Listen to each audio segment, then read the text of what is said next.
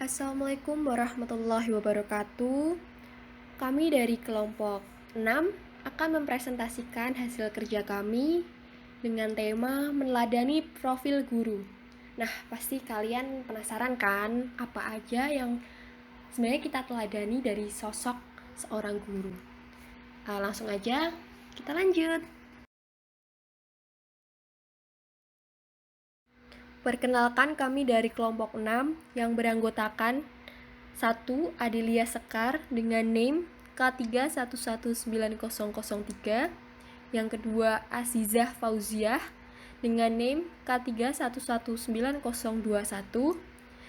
Yang ketiga, Fatikah Garnis dengan name K311941. Kemudian yang keempat, Vita Agustina dengan name K311945. Dan yang kelima, Ilva Anggraini dengan name K311949.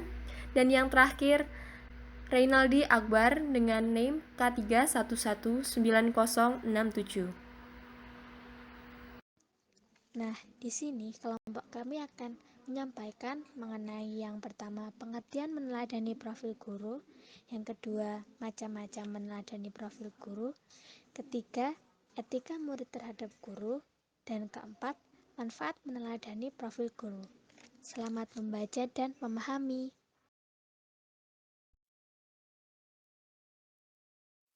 Nah, teman-teman, masuk pada materi yang pertama, yaitu pengertian meneladani profil guru. Izinkanlah di sini saya Fatika Garnis akan menjelaskan kepada teman-teman apa sih pengertian meneladani profil guru itu. Nah, kita telah satu-satu ya. Yang pertama itu meneladani adalah memberikan teladan. Nah, tindakan meneladani guru merupakan kunci utama pendidikan karakter. Karena seorang peserta didik itu, pinter itu nggak cukup, karakternya harus baik agar dia bermanfaat bagi orang banyak gitu. Nah, karenanya dalam proses pendidikan, lembaga penghasil tenaga kependidikan, khususnya guru, harus memberikan teladan. Lalu, pepatah Jawa mengatakan bahwa guru itu akronim dari ungkapan digugulan ditiru. Digugu itu apa sih? Digugu itu berarti guru tersebut, perkataan dan petuahnya harus bisa nih didengarkan oleh peserta didik. Lalu yang kedua, ditiru. Ditiru itu apa sih? Ditiru itu guru menjadi panutan dan teladan bagi para muridnya dalam bertindak dan berperilaku. Jadi, segala tindakan dan perilaku guru itu harus bisa mencontohkan kepada peserta didiknya, harus menjadikan teladan. Karena kalau misalkan gurunya itu berperilaku baik, maka siswanya juga akan tertanam di pikirannya nih, oh guruku tindakannya baik, jadi aku harusnya seperti ini. Kebalikannya, kalau misalkan guruku ini, alah guruku aja seperti ini gitu, aku juga nggak usah lah baik-baik kayak gitu gitu. Nah, keteladanan guru merupakan tindakan penanaman akhlak yang dilakukan oleh seseorang yang memiliki profesi dengan menghargai ucapan, sikap, dan perilaku, sehingga dapat ditiru orang lain yang dilakukan oleh pengajar kepada peserta didik, yaitu kepada guru dan lalu kepada peserta didiknya, siswanya. Nah, sekian materi yang saya sampaikan, saya serahkan kepada presentator selanjutnya. Terima kasih sebelumnya. Assalamualaikum warahmatullahi wabarakatuh. Nama saya Vita Agustina. Saya akan melanjutkan materi yang telah disampaikan oleh Mbak Fatikah Garnis. Nah, teman-teman, setelah kita mempelajari mengenai pengertian meneladani profil guru, sekarang kita akan mempelajari mengenai macam-macam meneladani profil guru. Nah, teman-teman, macam-macam keteladanan tersebut dibagi menjadi 5. Yang pertama yaitu keteladanan berbuat jujur dan tidak suka berbohong. Yang kedua, keteladanan disiplin dalam mengerjakan tugas. Yang ketiga, keteladanan akhlak mulia. Yang keempat, keteladanan menunjuk kecerdasannya. Dan yang kelima, keteladanan bersikap mandiri dan bekerja keras. Nah, kita akan masuk ke pembahasan yang pertama, yaitu mengenai keteladanan berbuat jujur dan tidak suka berbohong. Teman-teman, kejujuran itu merupakan sumber kebenaran yang memberikan kedudukan mulia di masyarakat dan dapat diteladani oleh peserta didik di mana saja. Tetapi sebaliknya, apabila guru sering berbuat tidak jujur, maka pendidik menjadi sumber utama dalam menghancurkan masa depan peserta didik. Kejujuran dalam berbicara harus selalu dijaga saat menghibur atau sedang menceritakan kisah tertentu kepada peserta didik. Yang kedua, yaitu mengenai keteladanan disiplin dalam mengerjakan tugas.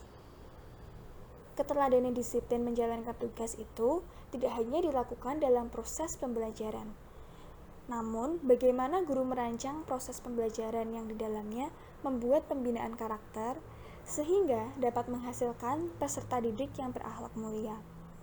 Misalnya, hadir sebelum jam masuk kelas.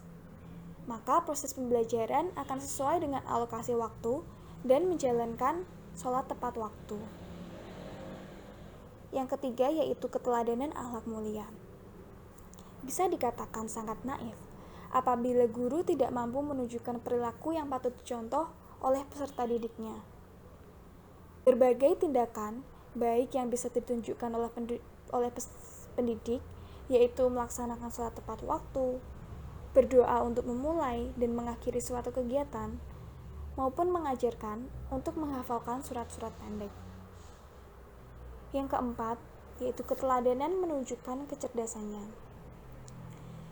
Kita sebagai calon pendidik harus memperkaya dirinya dengan ilmu pengetahuan, sehingga dapat mengatasi masalah kesulitan belajar pada peserta didik. Hal-hal yang menunjukkan guru mempunyai kecerdasan, yaitu mampu menciptakan pembelajaran yang menyenangkan, sopan dan santun, rendah hati, lembut dalam berbicara, dan menguasai materi pembelajaran. Yang kelima dan yang terakhir, yaitu keteladanan bersikap mandiri dan bekerja keras.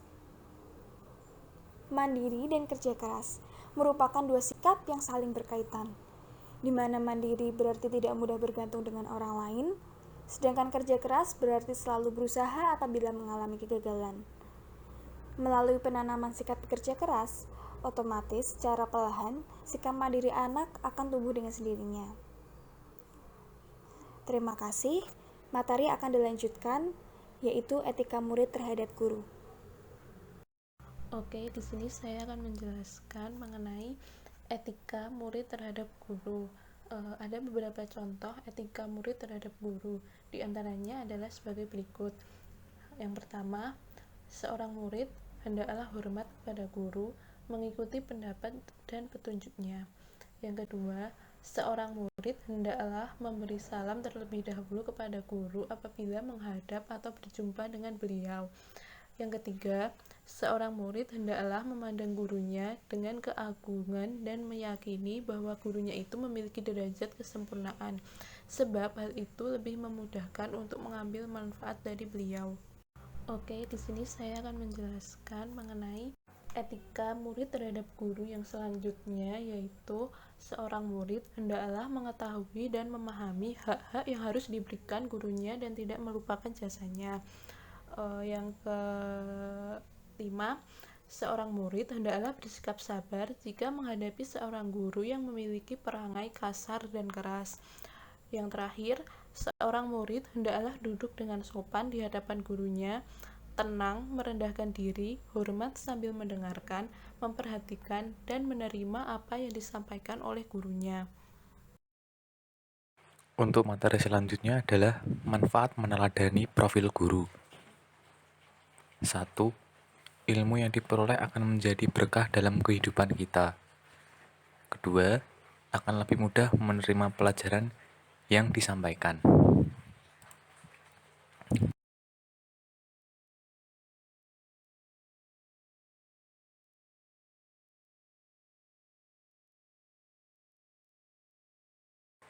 Itulah materi yang bisa kami sampaikan tentang materi meneladani profil guru. Kurang lebihnya mohon maaf dan terima kasih.